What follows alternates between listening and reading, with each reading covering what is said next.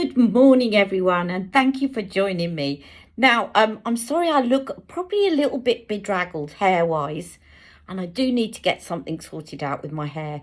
I've been a bit tired with pain issues, but I'm feeling mentally a lot more on top of it because one, because of you guys, but two, because I spoke to my doctor this morning and they have a plan, and I agree with the plan. It's a sensible plan.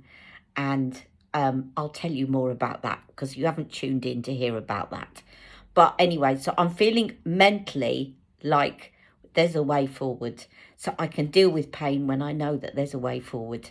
Anyway, so today I'm going to be talking about something that I picked up in the Black Friday sale. Now, you will know that I love purple and I love teal. They're two of my favourite colours, and I've got lots of clothes in either purple or teal. I'm sorry, my skin's peeling a bit as well because I'm using retinol, a really strong retinol at the moment. Not uncomfortable at all, feels baby smooth, but I'm getting a lot of skin dandruff on my clothes. So all the apologies now out of the way, okay? And I wanted to tell you, so I have got quite a few purple eyeshadows, teal eyeshadows, and I also have got a video coming up where I made a bespoke purple and teal eyeshadow palette, and that's coming up very soon. But in the meantime, I had this little beauty on my wish list, which is the Natasha Denona Holiday exclusive palette, which is the mini Metropolis palette with an eyeshadow brush in it. And I had it on my wish list on Cult Beauty, and it popped up, and lo and behold, there was money off it as well. So I ended up getting it for just over £16, normally 22, I think, and obviously it's a limited Christmas edition. So that is where I think Black Friday, I'm getting a little bit tired of Black Friday and people pushing products on us that we don't need, but we feel that we've got to buy them because it's our last chance to get them at that price. And I'm learning how to be a bit more of a savvy shopper and actually go for things that I'm running out of or that I've been hoping for a while, but I've got money off them as well, if you get what I mean. So I'm really pleased with this, and a really affordable eyeshadow palette. And I'm going to show you the swatches on my arm coming up now.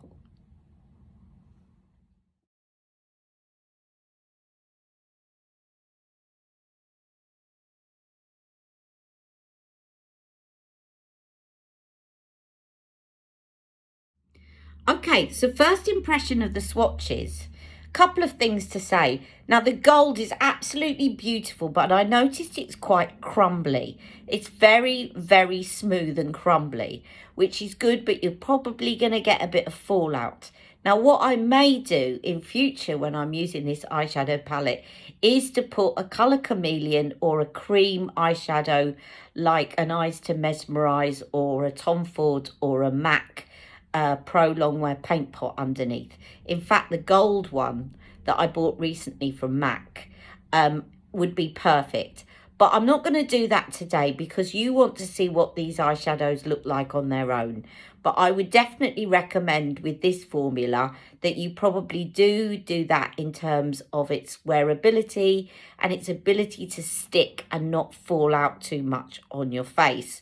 But I want to test out what it's like on its own today. All right, so that's the first thing to say. Now, the other thing I will say about the swatches, the gold is beautiful for this time of year, and so too is the teal. And I like the fact that there are three actually, potential kind of transition matte shades. What I think is a bit of a shame is I think that this shade at the end could actually have been, this is a matte shade, and it's sort of very skin coloured. You probably almost couldn't see it on my arm when I did the swatch because it is very, very, the palest part of my arm, it's probably quite a similar shade. Now that might be a good transition shade for somebody who's very fair. But I think what would have been nice is to have I mean, this is going to be a good transition shade for me, and that's going to be kind of a darker, kind of define your eyes. I think what they could have done is sacrificed one of these two, possibly this one, I don't know, but I think this one would have been better if it had been a non-matte, a shimmery one that you could use as a highlighter, because then you kind of got everything in one. That being said, I'm sure that most people use a separate highlighter on their face, and therefore that is not going to be the end of the world. Now, it comes with a brush, and I have heard some people saying it's not particularly good, but I'm going to test it out. I've not used this eyeshadow so far. So let's get going, shall we, with this look. And I'm going to see if I can incorporate as many shades. There's only 5 shades from the palette, so I'll try and incorporate all of them as much as I can. Okay, so as we've got a skin-coloured, very light skin-coloured shade here at the end, I'm going to take that one first, and I'm going to use that to kind of go over my lids like this, because what I did this morning is I actually used the not Natasha Denona, the Lisa Eldridge foundation, and I used that on my lids, and I did powder it a bit, but it's starting to crease a little bit. So this is going to be a quite eye brightening, and it's going to give me a good base. Because the other thing is that when you have got, and I know I'm probably repeating myself, saying something I've said a million times before, but you may not have seen all of those videos. So if you haven't, just to say that when you've got a yellow undertone, quite a yellow olive undertone to your skin, and you start going in with greens, they can sometimes look a completely different colour on your eyes. But when you set it with something a little bit of a kind of, it's like using a blank canvas on a wall. If you've got a good blank canvas on the wall, then basically the colours are going to stay truer. And this is, with some eyeshadows that are green, I would go in with a completely white concealer base. But actually this one I think is pigmented enough that I don't need that. Okay, so that is the first shade. Then I'm going to go in with this sort of yellowy transition shade, and I'm going to go into the socket. Now, as for the brush, I actually think the brush isn't bad. It feels very soft. It's got a nice little edge to it that you can get into the socket, and it's got a flat edge that you can do sort of more flatter applications. So I actually think it's quite a nice brush. I'm not that fussy about brushes. Some people are. I think it's more about how you use them. That being said, I do like my Sonia G, and I need to get some more. But I think that this is actually, it feels quite soft, quite smooth, and it's not a bad brush for one that's gone into this collection. So I'm just getting that as a transition shade to start building up the intensity in my socket, and it blends quite nice. I think sometimes it's a bit touch and go with Natasha Denona's matte shadows, I find, but actually that has gone on very smoothly. So now I've built up the intensity, I'm now going to go in with this brown shade, and I'm going to try and use this brush for applying all the shadows in this palette. It might not apply the teal as well as I would like, but I just want to put it to the test. So we're just going in now and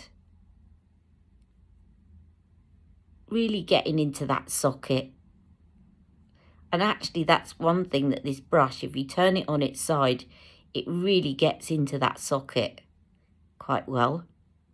I like the shape of it. And then just blending out the sides. Not blending quite as well as I'd hoped.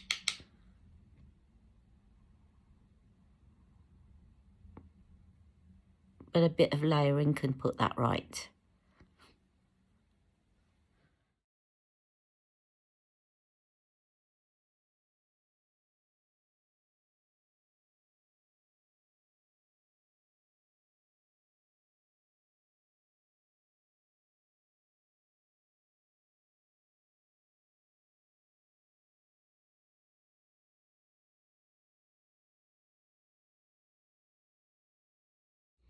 Now this is where this shadow will come in handy. The very light skin coloured one will help me to kind of blend out the top there where it's looking a bit too much like a line. And if that doesn't work, I'll try the yellow, sort of yellowy shade. But I can go back and tidy all that up when I've finished the look. Now, what I do want to do, I'm going to take it on its side and just take that, run that very lightly underneath just to join up that darker brown shade underneath. Okay, so what I'm then going to do with the lid is I'm going to do the teal on the outer part of my mobile lid, just coming in. I'm not going to do it right there because that's where the hood is, but I'm going to take it from there to about there, and then I'm going to take the gold in the centre. So I'm going to go in with the flat side. Now, I'm not sure that this is stiff enough to apply this very well, but we shall see.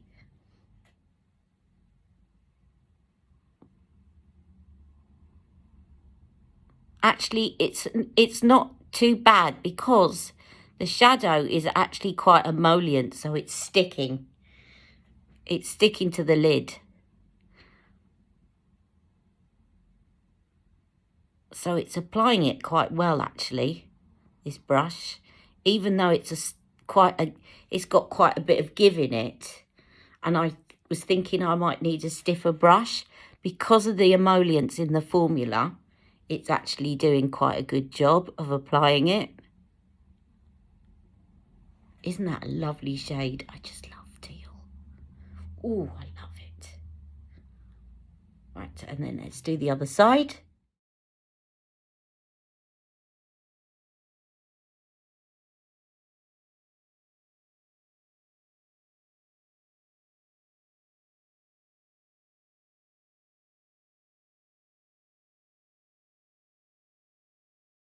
Beautiful. Now, of course, you could always wet these shadows as well, and that will make them pop even more.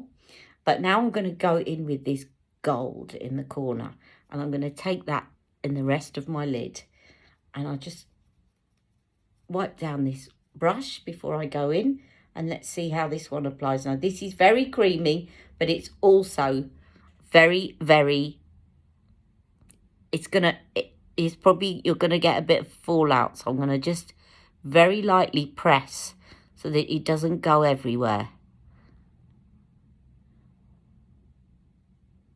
It's almost like a loose glitter when you pick it up.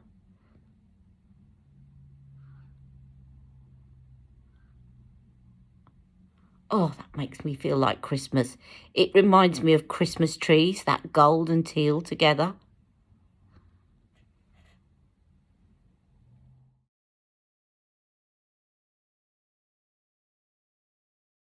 For some reason, this eye doesn't want to accept the pigment as well as that eye on either the teal or the gold.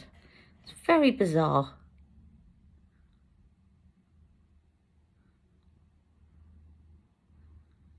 I'm not quite sure why that is. Maybe that one had slightly more oil on it from the foundation and this one was set a bit better.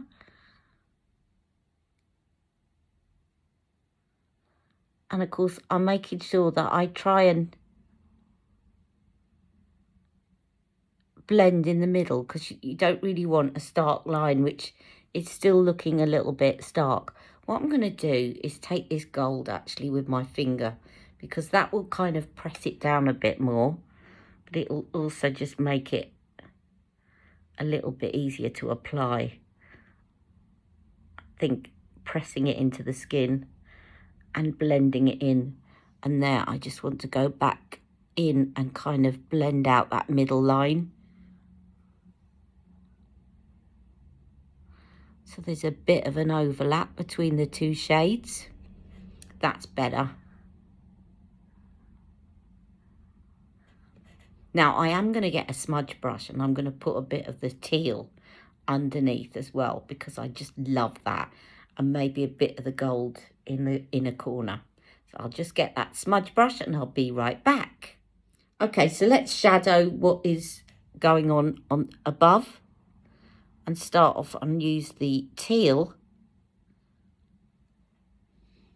up to a certain point, so it's like a mirror effect.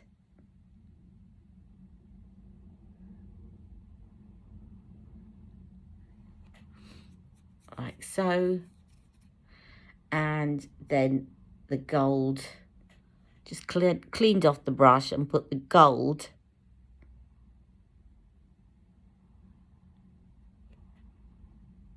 so it looks like a reflection.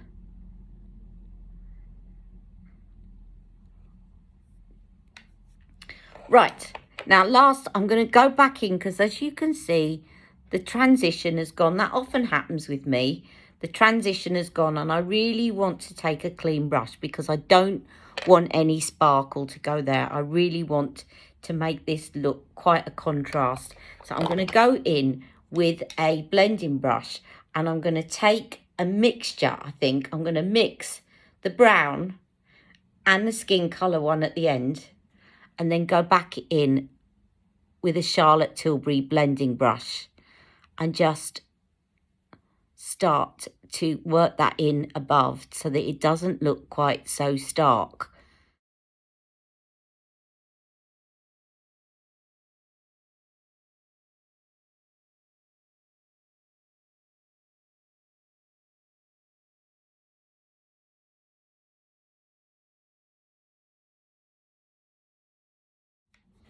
And finish off with a little bit of this yellowy one right at the top.